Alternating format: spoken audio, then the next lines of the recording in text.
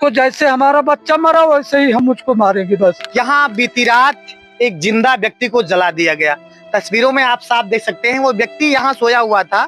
इस आपके साथ जब आप हॉस्पिटल में लेके गए थे वहाँ गई थी कि नहीं? नहीं, वहाँ नहीं गई थी पुलिस। जो बच्चा खत्म हुआ है वो बच्चे का कागजात पहले धमकी दी गई जी, और कि हम तुम्हें कागजात खत्म कर देंगे। पुलिस की सोचला जब लड़का जल रहा था, आग लगी, तो हमने कागजात पुलिस को सोचना दिया कि आखिर जब प्रशासन को सूचना रात में दी गई तो प्रशासन अस्पताल में क्यों नहीं पहुंचा और विक्टिम का बयान प्रशासन ने दर्ज क्यों नहीं करवाया। जिले की एक ऐसी घटना जो दिल झकझोर देने वाली है। इस समय मैं सुजानगंज थाना क्षेत्र के अंतर्गत शाखापुर गांव में हूं।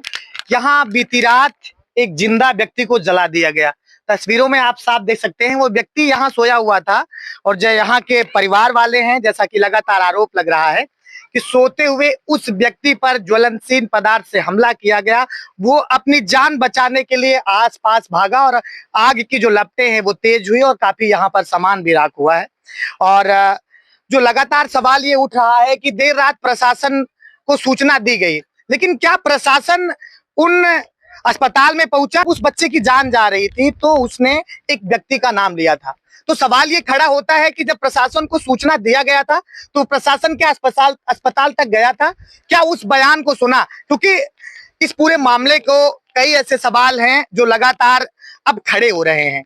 बताया जा रहा है जो परिवार के लोग हैं ये भी बताने का प्रयास कर रहे हैं कि पहले से भी कुछ पुराने मामले चल रहे थे। शायद वो पॉक्सो एक्ट का जो था वो दोषी था जिस व्यक्ति ने इस मामले को अंजाम दिया है। जहां तक मेरे पास सूचना है तो 7 साल की उस पर सजा थी। वो जमानत पर बाहर था, ऐसा भी परिवार के लोग कह रहे हैं। खैर परिवार के लोग क्या कह रहे हैं वो भी मैं आपको सुनाऊंगा। और साथ ही साथ बीते कुछ महीनों से जौनपुर का जो क्राइम रेट है अचानक से वो बढ़ा है। चाहे आप चंदवक थाना क्षेत्र का मामला देख लीजिए, आज मैं सुजानगंज में खड़ा हूं, बगल में पवारा थाना क्षेत्र का मामला देख लीजिए, आपने बदलापुर का मामला भी सुना ही होगा, हालांकि वहां से पोस्टमार्टम रिपोर्ट कुछ और आई। तो तमाम ऐसे घटनाएं हैं जो प्रशासन पर से क्या लोगों का जो डर है वो खत्म हो रहा है, क्या जो आपराधिक किस्म के लोग हैं प्रशासन पर से उनका खौफ उतर रहा है। कई ऐसे सवाल हैं जो आज जौनपुर की जनता के मनों में कौंध रहे हैं। खैर सबसे पहले मैं परिवार के जो उनके पिताजी हैं जो मृतक हैं उनसे बातचीत करने का प्रयास करेंगे, उनसे जानेंगे कि पूरा मामला क्या है,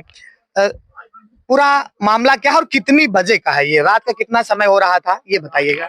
रात में है 12:40 में घटना हुई। ये आप जैसा कि लगातार खबर आ रही है कि ये और भी आपराधिक मुकदमे आप लोगों से उनका पुराना बैर था, लेकिन जब शुरुआती वीडियो में जो शुरुआती चीजें हुई वहां ये कहा आप लोगों ने किसी का नाम नहीं लिया, क्या उसका अंदेशा नहीं था? क्या बताइए, जैसे आप लोगों ने शुरू की वीडियोस में किसी का नाम नहीं लिया है, फिर बाद में नाम आया, आप लोगों ने बताया, शुरू में वहां तक दिमाग क्यों नहीं पहुंचा? वो बच्चे का जो बच्चा खत्म हुआ है वो बच्चे का कागजात पहले धमकी दी गई जी, और कि हम तुम्हें कागजात खत्म कर देंगे। अच्छा, और वहाँ वीडियो कैमरा लगा हुआ है जी, वहाँ वीडियो कैमरे में है कागजात 11 बजे रात तक वहाँ बैठा था वो जिस दिन घटना। प्रशासन को आप लोगों ने कितनी बजे सूचना दी थी? पुलिस को सूचना आपने कब दी थी?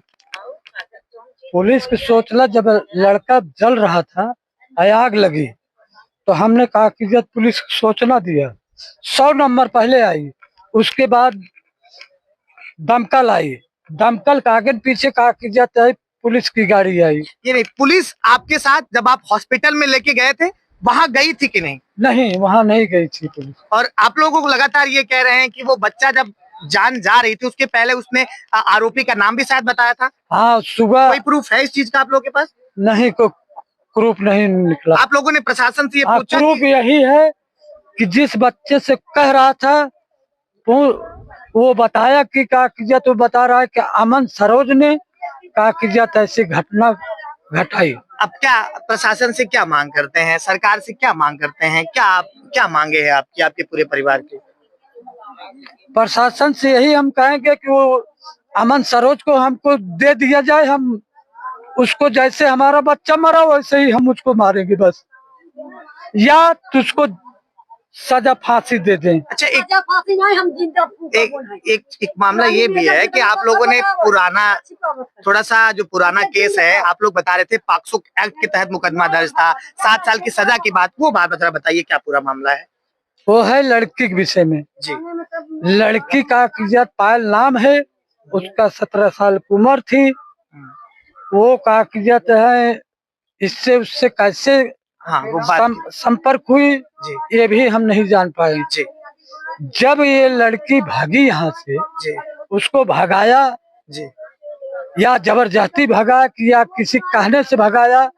लड़की जब काकियत यहाँ से गई तो अब थाने तुरंत खबर दिए कि हमारी ऐसे ऐसे घटना है।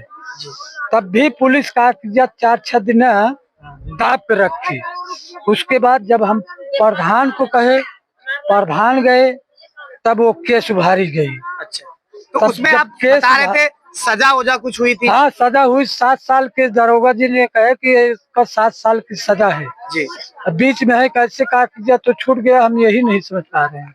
जी, बहुत बहुत धन्यवाद। इसी परिवार से इसी लोगों ने मुकदमा दर्ज कराया पॉक्सो एक्ट के तहत, उसके बाद जमानत मिली और आज वो जमानत पर बाहर, इतना बड़ा वाकया हुआ। इस घटना ने पूरे जिले को झकझोर कर रख दिया गया है। शुरुआत यहीं से हुई थी। वो शख्स जो आज इस दुनिया में नहीं है, परिवार के लोग लगातार हतप्रभ हैं और यहाँ आसपास में दहशत का माहौल है और सनसनी फैली हुई है। इस प्रकार से फिर के किसी और घटना को अंजाम ना दे, इसका डर लगातार लोगों के बीच में सताए हुआ है। और दूसरी बात, ये जो परिवार है ये बेहद गरीब है, बड़ी मुश्किल से बमुश्किल से अपना जीवन यापन कर रहे हैं और परिवार के लोग की सज्जनता इस प्रकार है कि जो अपराधी है प्रत्यक्ष रूप से इन्होंने मुकदमे में उसका नाम भी नहीं ले पाए हैं।